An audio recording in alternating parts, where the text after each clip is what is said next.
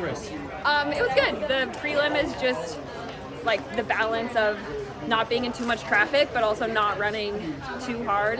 At the trials last year, I went a lot harder during the prelim because we had 3 full rest days between. And so today we were jogging in the beginning and I was loving it. And then when I felt like we were at a stage in the race that falling or getting tripped up would like jeopardize things, I went to the front and started pushing a little bit, and yeah, it felt good. Obviously, as you look towards the final, you and Courtney are kind of the top 2 women to potentially win. Is there 2 Courtneys, you have to be specific. Oh, yeah, true. Both Courtneys, yeah. Is there a strategy that you have when you race Courtney Frericks, or do you kind of just do your own thing, knowing that she's probably the one that's going to be the challenging the most? Every one of us have our own little way that, our own skill set that makes us special. I have a way that I like to run a championship race. I'm not going to talk about that here, but you can go back and watch. It's pretty obvious what I've done in the past, when I like to push, when I like to go, and Courtney has the same thing, and ours are different. So I think it's just playing the game of who decides to move first and who's how people are feeling. And then obviously we have Courtney Wayment too, who I haven't raced that many times, and then there's a pretty good batch of women who are, there's a ton of women who are capable of running in the low 920s, and that can make a team on any given day too.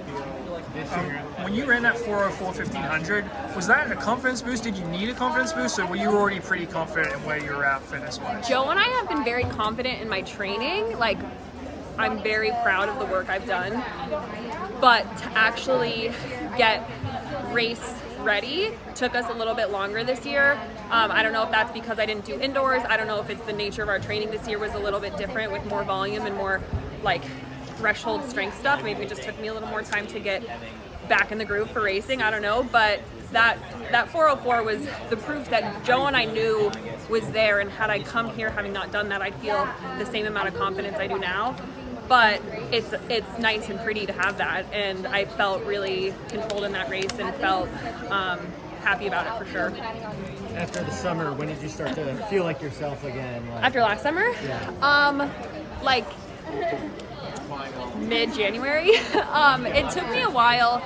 Emotionally, I was like I want to go. I want to race pre. I want to do Zurich. I was obviously super upset about Tokyo, but felt really like I know who I am, and like I sucked for 9 minutes in Tokyo in my dream setting and my dream race, but like I still liked myself and my life, and it didn't like crush me as a human.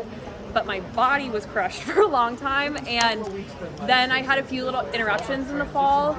Like I stepped in a pothole in the middle of a run and like messed up some cartilage in my ankle that took me out for November. Just a few little things here and there that like I wanted to race indoors, but then when I started doing workouts to say, because my body finally started feeling good, but when we finally started doing workouts, it was like, ooh, if I race, even though I really want to be out there, like my body's still not ready. But this whole like 2022, I've been feeling really like good and strong and confident and healthy, so I'm excited for the summer. Is there a reason you think you've been able to stay at the top of this event for so long? Because you're taking a lot of impact. We saw with Evan on the men's side, like he's really been banged up for a few years now. You seem like you've been pretty healthy throughout your career and always pretty consistently at the top. Yeah, I think I have a lot of focus on like the weight room, and I think that has helped me stay pretty durable.